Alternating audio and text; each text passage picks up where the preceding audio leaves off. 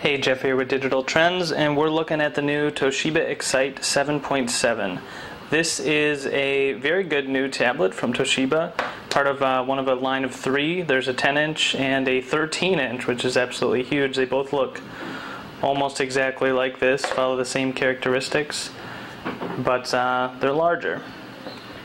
So this is the 7.7 inch, so it's got a 7.7 inch screen, and the big takeaway from this is that it's got an AMOLED screen.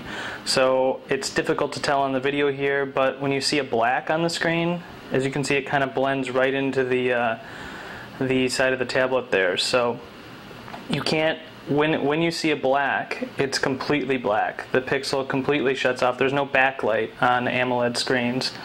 So it produces very vivid images, very nice. Some people complain, if you look really close you can see some subpixels or something like that. So some people complain about it when compared to other screens, but unless you're going for something like the iPad screen, which we can show you side by side here.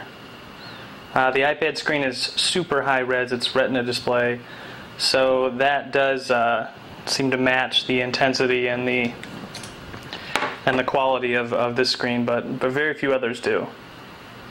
So the only other, it's a good tablet. It's very light, very thin, extremely light actually, like about 3/4 of a pound, and it's very good. It's a little larger than 7-inch tablets, which we like. It just has a tiny bit more screen size, a little better resolution, 1280 by 800, a little higher than normal. The big problem is this came out after the Google Nexus 7 tablet was announced. We haven't used the Nexus 7 yet, but it has a lot of the features this has, like the internal, runs on a Tegra 3 processor, quad-core, has a gigabyte of RAM. You know, it's got some of the basics. It doesn't have things like a rear camera, it doesn't have quite as nice of a screen, it doesn't look like, but it's only $200, and this, like a lot of tablets, is about $500. So that's what Toshiba's up against. If you're willing to pay a little more, we've found it's a really good tablet. We haven't heard yet if it's going to get Android 4.1. We assume it will, and then it'll be even more comparable to the Nexus 7.